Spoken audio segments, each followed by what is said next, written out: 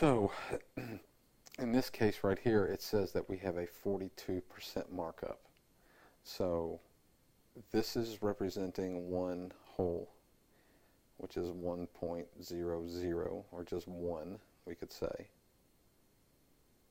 So I could just say that that's 1. And then this right here is going to represent 42%, right there, 42%, or the way to say it is 0.0 or 0.42. So if we have a 42% markup, we have the one whole that's represented right here. So that represents one whole. And then this right here represents the additional 42%. So the entire thing that you have, the entire thing, which is all this, is going to represent the one whole plus the 42%. So that's what this right down here is showing, is right here. It's saying that you have the original cost and then you have the markup. So the original represents 1 times S, which is the cost of the item, which we have our cost right here, $35.56. And then the additional markup is right there, 0.42. So together we have 1.42 times S is what we have. And S is going to be the original price of the skateboard. It's using S for skateboard. So that right there is putting the original and the markup together. What we could do is just take the markup, which is the 0.42 right here that I'm circling, and we could just do 0.42 times, for example, 35.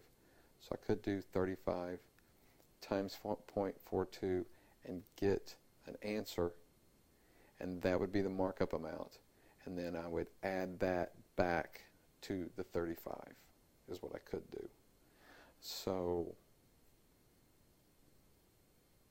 let me erase all this for you.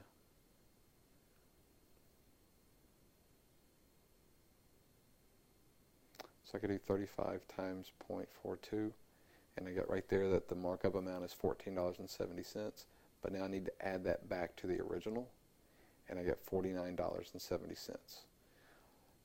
I could take a shortcut.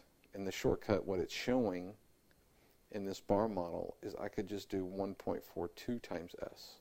Now remember, our answer is $49.70. That's the original cost of the $35 skateboard plus the 42% markup. A shortcut is just to do 1.42 times 35, and you still get the same $49.70. So the bar model here is just trying to show you that you have the original amount, and then you have the markup, which is that amount. But this right here is the shortcut. It's supposed to be an arrow. And so, and you can see here, you do 35 and you plug it in, 1.42 times 35 equals that $49.70. So that's how you do the markup.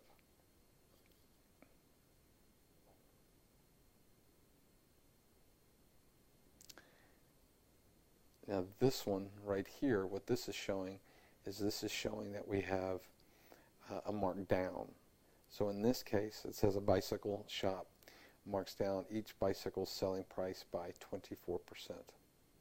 So originally we paid 100%, but we're subtracting 24%. And so by doing that, we're going to get a result that we only pay 76% of the original cost. That's all we're going to pay. So this bar model is showing right here that this right here represents 1B, meaning the entire cost of B being the bicycle. So, but what we want to take apart is we want to take apart, excuse me, let me erase that. We want to take apart this amount. So you can see here that you have the entire amount. Take away that much, and what you're left with is 0.76B, or 76% of the bicycle. But you can't do 76% times B because it's going to be too large. That's why you have to convert first the percent into a decimal. And they have the decimal right here at 0.76B. So you would do 0.76 times the cost of the bicycle. Let's see. It doesn't have a cost of the bicycle in the problem, so that's why 0.76 is it. And then it says write two expressions that represent the sale price of the pillows. Oh, new problem. So Jane sells pillows for a sale. She marks them down 5%. So if she doesn't pay 5%, she only pays 95%. And so here's this expression right here. That's 0.95 or 95% times the original cost of the pillow. Or you could take this being the full cost of the pillow and subtract the 5%, which is what you don't pay. And 5% is equal to, because we did fraction decimal percent conversions earlier, if you have 5%, there's a decimal here, and to convert a percent to a decimal, all you do is move the decimal 2 places to the left, and that becomes 0.05, so 0.05. And so that's where that came from. So you had the original cost, take away the part you don't pay, or you could do the shortcut and just do 0.95 times P. So they give you a problem here, or an actual amount of the pillow, and they say that the pillow is $15, is what they say. So if it's $15, but we only pay 95%, it wants to know not the discount, it wants to know the sale price. So we can go straight to the sale price by using this right here, 0.95 times P. You could have done this one here, but you would have had to get the discount and then subtract the discount. But the shortcut is, if you want to go straight to sale price, just do the part you pay. So it would be 0.95p,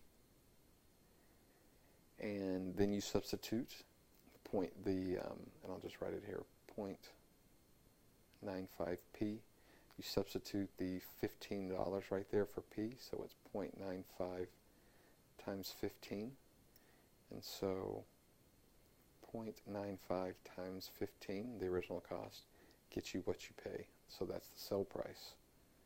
And check it out. There it is, $14.25. So I hope this has helped. But the bar model is just supposed to show you the original amount and either the markdown, which is what you don't pay, or you're going to have, like in the previous problem, you're going to have the original amount plus the increase. So I hope that helps.